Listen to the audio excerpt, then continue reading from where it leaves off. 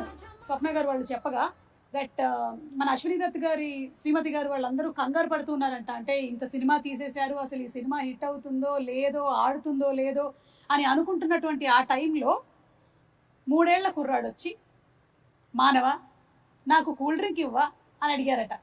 ఆ 3 ఏళ్ల కుర్రాడే రామ్ చరణ్. సో ఎప్పుడైతే ఈ మానవ అనేటువంటి డైలాగ్ చెప్పి కూల్ డ్రింక్ ఇవ్వ అని అడిగాడో సినిమా హిట్ అయిపోయింది, పిల్లల్లో కూడా వెళ్ళిపోయింది అనేటువంటి నమ్మకం కలిగింది. మరి ఆ కుర్రాడే ఇప్పుడు మనల్ని నెక్స్ట్ క్వశ్చన్ అడగబోతున్నాడు. So let's have Ram Charan's video please. Congratulations Jagadek Veerudu Athiloka Sundari dream team తీసిన సినిమా 30 years ముగించింది. నేను డ్రీమ్ టీమ్ అని ఎందుకు అంటున్నానంటే అశ్విని దత్ గారు, ఇళయరాజా గారు, రాఘవేంద్రరావు గారు, ఎండమూరి గారు, విన్సెంట్ గారు, పరుచూరి బ్రదర్స్ గారు, ఇంతమంది లెజెండ్స్ ఇలా ఒక సినిమా కోసం కలవడం అనేది ఎప్పుడు జరగలేదు, నా బహుశా జరగదు కూడా. అందుకనే మా జనరేషన్ అందరూ వీళ్ళని డ్రీమ్ టీమ్ అంటారు.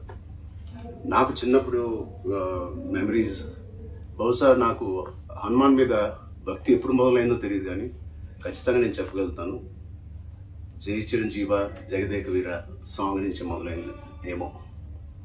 It's most memorable film. మా జనరేషన్కి, మా ముందు జనరేషన్లో చాలా మంచి ఫ్యాంటసీ ఫిల్మ్స్ వచ్చినాయి, కానీ నాకు గుర్తుండే first magical adventure romantic film Jagadeka వీరుడు.